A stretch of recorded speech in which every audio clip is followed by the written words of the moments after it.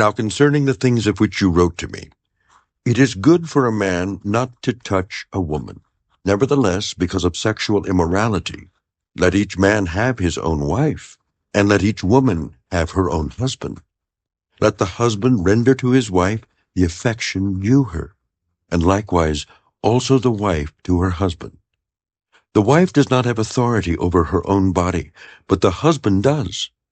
And likewise the husband does not have authority over his own body, but the wife does.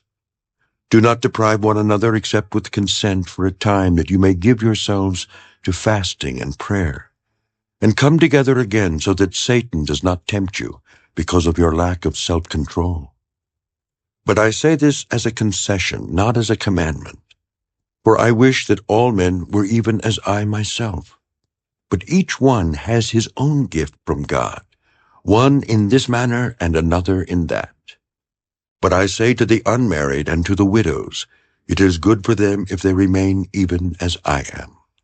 But if they cannot exercise self-control, let them marry. For it is better to marry than to burn with passion. Now to the married I command, yet not I, but the Lord, a wife is not to depart from her husband. But even if she does depart, let her remain unmarried or be reconciled to her husband. And a husband is not to divorce his wife. But to the rest, I, not the Lord, say, if any brother has a wife who does not believe, and she is willing to live with him, let him not divorce her. And a woman who has a husband who does not believe, if he is willing to live with her, let her not divorce him. For the unbelieving husband is sanctified by the wife, and the unbelieving wife is sanctified by the husband. Otherwise your children would be unclean, but now they are holy. But if the unbeliever departs, let him depart. A brother or a sister is not under bondage in such cases. But God has called us to peace. For how do you know, O wife, whether you will save your husband? Or how do you know, O husband, whether you will save your wife? But as God has distributed to each one, as the Lord has called each one, so let him walk. And so I ordain in all the churches, was anyone called while circumcised? Let him not become uncircumcised. Was anyone called while uncircumcised? Let him not be circumcised. Circumcision is nothing, and uncircumcision is nothing, but keeping the commandments of God is what matters. Let each one remain in the same calling in which he was called. Were you called while a slave?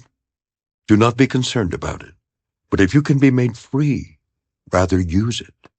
For he who was called in the Lord while a slave is the Lord's freedman. Likewise, he who is called while free is Christ's slave. You were bought at a price. Do not become slaves of men. Brethren, let each one remain with God in that state in which he was called. Now concerning virgins, I have no commandment from the Lord, yet I give judgment as one whom the Lord in his mercy has made trustworthy.